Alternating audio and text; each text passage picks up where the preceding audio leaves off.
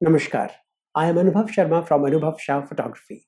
Today we are going to talk about how to take very sharp pictures from any kind of DSLR. What are the key factors we always keep in our mind before taking any kind of picture through DSLR. आज इस video में हम इसी बारे में बात करेंगे कि कितनी बार ऐसा होता है कि हम अच्छी से अच्छी फोटोग्राफ को क्लिक करते हैं और जब हम घर आकर उसके रिजल्ट्स देखते हैं बड़ी स्क्रीन पे, डेस्कटॉप पे, लैपटॉप पे, then we feel disappointment.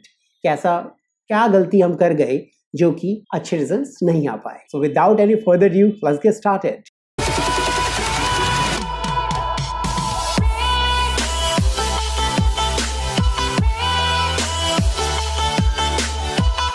Sharp images, इसका मतलब है कि हम अपनी इमेज को, अपनी सब्जेक्ट को इस तरह से कैप्चर कर रहे हैं कि उसकी कोई भी डिटेल ब्लर ना हो, शेकी ना हो और विजिबिलिटी 100% क्लैरिटी से, बहुत खूबसूरती से हम उसे कैप्चर कर पाए कि कोई भी ऐसी डिटेल जो कि बहुत इंपॉर्टेंट है उस सब्जेक्ट के लिए, उसको हम मिस ना कर जाएं। So there are few considerations we always keep in our consideration before taking any kind of picture. So उन सब फैक्टर्स की मैंने एक लिस्ट बनाई है। पहले हम उस लिस्ट को देख लेते हैं, उसके बाद एक एक पॉइंट को एक्सप्लेन करते हुए, समझते हुए आगे बढ़ेंगे। So जैसे कि आप अपनी स्क्रीन पे देख रहे हैं, first point tripod, second point shutter speed, third point handheld posture. That means what is the correct posture for handheld camera? Click the shutter button smoothly. VR, focus point, ISO. And as I always say, the photography is all about lighting conditions present around your subject. So this is the key point. जितनी भी light मेरे subject के आसपास present है, उसी को देखते हुए, उसी को ध्यान में रखते हुए मैं अपने DSLR में कुछ इस तरीके की सेटिंग करता हूं कि मैं एक अच्छी से अच्छी पिक्चर को कैप्चर कर सकूं। सो सबसे पहले हमने बात करी ट्राइपॉड की। ट्राइपॉड एक इस तरीके की डिवाइस है जिसमें कि आप अपने कैमरे को माउंट कर देते हैं। अब वो माउंट होने के बाद वो शेकी नहीं होता, वो बिल्कुल स्टेबल हो जाता है, उस पर फिक्स हो जाता है। जब भी आप ऐसे किसी सब्जेक्ट को कैप्चर कर रहे हैं जहां पे आपको डिटेलिंग की बहुत ज़्यादा ज़रूरत है, आप चाहते हैं कि किसी भी तरीके की कोई ब्लरीनेस, किसी भी तरीके की कोई शेकी या कोई भी धुंधलापन आपकी इमेज में ना आए, आप वो रिस्क को एलिमिनेट करना चाहते हैं, so you should always use tripod. Second point है शटर स्पीड। अगर आपके पास ट्राइपॉड नहीं है या ऐसी कंडीशन है जहां आप ट्राइपॉड को यूज नहीं कर पा रहे हैं, सो उस केस के अंदर आप शटर स्पीड को बढ़ा सकते हैं, जिसमें आपका जो शटर है वो मोशन को इतनी तेजी से कैप्चर करता है कि वो ब्लर होने की जो संभावना है वो बहुत कम हो जाती है। शटर स्पीड की डेडिकेटेड डिटेल्ड वीडियो आपको डिस्क्रिप्शन में मिल जाएगी, उसको एक बार आप गो थ्रू करें, आपको पता चलेगा कि शटर स्पीड किस तरह से एक रोल प्ले करता है फास्ट मूविंग इमेजेस को कैप्चर करने के लिए, या ऐसी इमेजेस को कैप्चर करने के लिए जहां पर इमेजेस स्टेबल नहीं है, वो बहुत तेजी से हिल रही हैं। सपोज कोई एक बर्ड की आप फोटोग्राफ ले रहे हैं जो कि लगातार वो मूव कर रही है, but you need to take the sharp image of that bird. उस केस के अंदर आपको शटर स्पीड को बहुत हाई करना होता है और फिर आप जब उसकी इमेज लेते हैं तो वो शार्प और बहुत क्लियर निकल के आती है। अगर आप शटर स्पीड को हाई भी कर रहे हैं और साथ में ट्राइपॉड भी यूज कर रहे हैं, सो नथिंग लाइक इट। सो जो बेटर क्वालिटी आप एक्सपेक्ट करते हैं वो इन दोनों के कॉम्बिनेशन से निकल के बहुत अच्छी तरह से आती है। थर्ड पॉइंट हमने देखा hand held camera. Hand held camera का मतलब है कि जब मेरा कैमरे के पास ना तो मेरे पास ट्राइपॉड है और ना ही मेरे पास कोई ऐसी सतह है जहां पे मैं उसको रख सकता हूं, जहां पे मैं रख के भाई मैंने कह दिया कि मेरा कैमरा आराम से फोटो खींच सकता है, ये हिलेगा नहीं। लेकिन ऐसी कोई कंडीशन हो सकती है जहां पे मैं इसको हाथ में पकड़ूं, हाथ में लेने के बाद मैं कितनी भी कोशिश कर लूं, लेकिन ये जो मेरा कैमरा है इसमें थोड़ी बहुत शेक वो होता ही होता है। तो हमारी ह्यूमन बॉडी की फंक्शनैलिटी ऐसी है कि हम कॉन्टिन्यूसली वाइब्रेट कर रहे हैं। वाइब्रेशन के अकॉर्डिंगली वो वाइब्रेशन हल्की सी भी DSLR का सेंसर सेंस कर सकता है और आपकी फोटोग्राफ को ब्लर कर सकता है। हैंड हेल्ड कैमरा आप जब भी यूज करते हैं, so there is a posture जो आपको हमेशा ध्यान रखना चाहिए, जिसमें कि आप अपने कैमरे को जब होल्ड करें तो फर्स्ट अपनी एल्बो को यहाँ पर फिक्स कर लें। इससे इसका जो शेक होने की जो संभावना है, जो पॉसिबिलिटी है, वो कम हो जाएगी। सेकेंडली, आप अपने जब भी कैमरे से शूट कर रहे हैं, या तो आप लेफ्ट हैंडी हैं या राइट हैंडी हैं, उसके अकॉर्डिंगली आपने उसका एक स्टैंड बना लिया जो कि एल्बो से आपने सपोर्ट ले लिया। सेकेंडली, आपने अपने कैमरे को यहाँ रख के दूसरे हाथ से उसको और अच्छी तरह होल्ड कर लिया। दो ये हो गया। थर्डली, आपने फोरहेड से आपने इसको यहाँ से हल्का सा रोक लिया। सो 3, 1, 2 and 3, इससे तीनों पोस्चर से आपने इसको अच्छी तरह से होल्ड करके किसी भी तरह की फोटोग्राफ आप कैप्चर कर सकते हैं। ये जिस पोस्चर की हमने बात करी है, इससे आपकी जो पॉसिबिलिटी है ब्लर होने की, शेक होने की, वो रिड्यूस तो हो सकती है पर एलिमिनेट नहीं हो सकती। एलिमिनेशन के लिए आपको ट्राइपॉड और of course high shutter speed is very much mandatory, पर उस पॉसिबिलिटी को एलिमिनेट करने के लिए you should always use tripod. अभी हमने 3 चीजों की बात करी है, first tripod and shutter speed, third handheld camera, fourth अब हम बात करेंगे click shutter release button very smoothly. So जब भी आप, what is the shutter release button? There is a button on your camera जिसको आप क्लिक करके फोटोग्राफ्स को कैप्चर करते हैं। जिनको नहीं पता उनके लिए जानकारी जरूरी है। सो जैसे कि आपने, जब भी आप देख रहे हैं, आपने यहां से ये भी पोस्चर अच्छा बना लिया, आपने अपने हाथ से भी इसको फोल्ड कर लिया, दोनों हो गए। थर्ड, आपने इसको भी होल्ड कर लिया। अब ये करने के बाद जब आप अपनी फिंगर से क्लिक करते हैं, क्लिक करने की हल्की सी वाइब्रेशन की वजह से ही आपकी इमेज ब्लर कर जाती है या हल्का सा कैमरा हल्का सा शेक कर जाता है। उस केस के अंदर आप जब भी शटर रिलीज बटन को प्रेस करें, बहुत ही हल्के से, बहुत ही स्मूथली आप उसे प्रेस करें, जो कि किसी भी तरीके की वाइब्रेशन आने की गुंजाइश ना हो।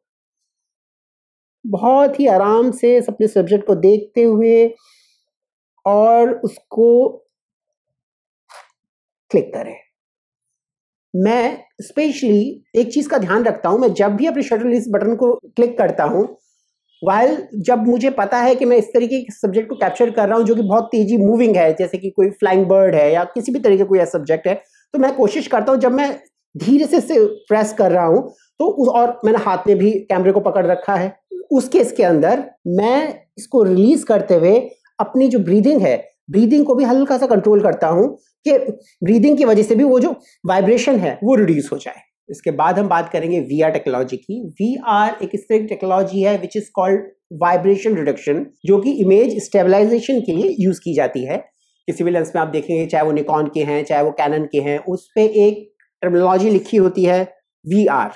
VR is a vibration reduction, जैसे कि आप ये देख रहे हैं यहाँ पर, if it is visible, okay. So VR is a vibration reduction, जिसमें कि जब आप किसी भी सब्जेक्ट को कैप्चर कर रहे हैं, आपने अपने पोस्चर से, अपने इमेज क्लिक करने के तरीके से, अपनी ब्रीदिंग से बहुत कोशिश करी अपने कैमरे को वाइब्रेट करने से रोक सकें, लेकिन इसके साथ साथ एक VR टेक्नोलॉजी आपको लेंस ने भी प्रोवाइड करी, जिससे कि लेंस ने भी आपकी सहायता करी कि वो उस वाइब्रेशन को रोक सके। VR एक इस तरह की टेक्नोलॉजी है कि अगर आपकी शेक हो रहा है कैमरा, तो जो आपका लेंस है वो इस तरीके के मैकेनिज्म को परफॉर्म करता है कि आपके सब्जेक्ट को ज्यादा से ज्यादा स्टेबल करने की कोशिश करता है। इसके बाद हम बात करेंगे फोकस पॉइंट की। फोकस पॉइंट का मतलब है कि जब आप किसी भी कैमरे से फोकस करते हैं, so there are n number of focus point कि आपको फोकस करना कहाँ है। मैं पर्सनली यूज करता हूँ सिंगल फोकस पॉइंट, जिसमें कि एक छोटा सा डॉट, एक छोटा सा स्क्वायर आता है, जिसको मुझे कहाँ फोकस करना है मैं वहां पे उसको स्टेबल कर लेता हूं। सो फोकस पॉइंट का ध्यान में रखना बहुत इंपॉर्टेंट है कि मेरा सब्जेक्ट तो यहां पर है, लेकिन कहीं ऐसा ना हो कि मेरा फोकस पॉइंट यहां पर ना होकर वो कहीं और हो। अगर कहीं और होगा, कई बार जल्दी में फोटोग्राफ लेते हुए हमें पता नहीं चलता और हमारा फोकस कहीं और हो जाता है। पिक्चर हमने बहुत अच्छी परफेक्टली कैप्चर करने की कोशिश की, पोज भी बहुत अच्छा है, लेकिन वो ब्लर कर गया क्योंकि फोकस वहां था ही नहीं। फोकस उसके आसपास कहीं और से निकल गया, वो उसको फोकस में ले ही नहीं पाया। तो बहुत इंपॉर्टेंट है कि कॉन्शियसली आप इसको ध्यान में रखें कि जब भी आप कोई भी क्लिक करने वाले हैं कि मेरा फोकस है कहां पर, क्या वो राइट प्लेस पे, राइट डायरेक्शन पर है या नहीं है। अदरवाइज डायल से उसको क्विकली एडजस्ट करें। एक क्वेश्चन हम सबके मन में यह आता है कि जब हम किसी भी तरह की फोटोग्राफ को कैप्चर कर रहे हैं, चाहे वो पोर्ट्रेट्स हो, चाहे वो वाइल्ड लाइफ शूट्स हो, जहां पे आपको कैप्चर करनी है ऐसी फोटोग्राफ्स जो कि किसी लिविंग सब्जेक्ट की हैं। फॉर एग्जाम्पल एक मॉडल हो सकती है, हो सकता है आप एनिमल शूट पे गए हैं, बर्ड शूट पे गए हैं, मतलब वहां पे एक लिविंग सब्जेक्ट है।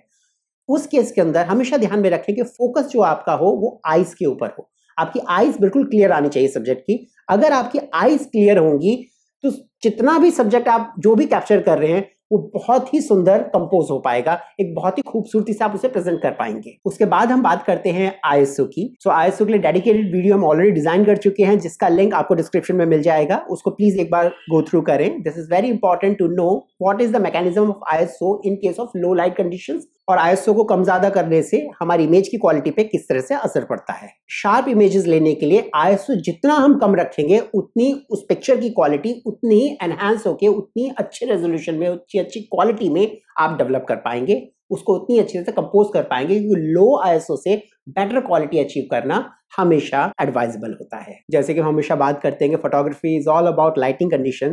तो फोटोग्राफी सिर्फ और सिर्फ आपके सब्जेक्ट के चारों तरफ कितनी लाइट प्रेजेंट है उस पर डिपेंड करता है कि आप उसको किस तरह से कैप्चर कर रहे हैं। अगर लाइट बहुत कम है तो आपको थोड़ा सा ISO कई बार बूस्ट करना पड़ता है, कई बार आपको शटर स्पीड को स्लो करना पड़ता है, क्योंकि फास्ट शटर स्पीड में आपकी लाइट ऑलरेडी कम है। फास्ट शटर स्पीड अगर आप करते हैं तो आप सेंसर तक लाइट और कम अलाउ कर रहे हैं आने के लिए, ISO थोड़ा बूस्ट कर रहे हैं। इन सब के कॉम्बिनेशन से एक अच्छी इमेज को आप कंपोज कर पाते हैं। जब हम इन सब पॉइंट्स को जो हमने डिस्कस करे हैं अपनी डेली प्रैक्टिस के अंदर ले आएंगे तो हम देखेंगे हमारी हर पिक्चर बहुत सुंदर क्वालिटी से शार्पनेस के साथ हम प्रोड्यूस कर पा रहे हैं। If you have any doubt related to any query, please write back to me, and you can go to my website www.anubhavshahphotography.com and you can send personalized message to me. So thank you so much for your time. बहुत जल्दी मैं वापस आऊंगा एक brand new episode के साथ. Meanwhile, keep clicking, keep enjoying, keep smiling. And if you have not subscribed my channel right now, please go and subscribe and hit the bell icon. This is Anubhav Sharma from Anubhav Shah Photography. Namaskar.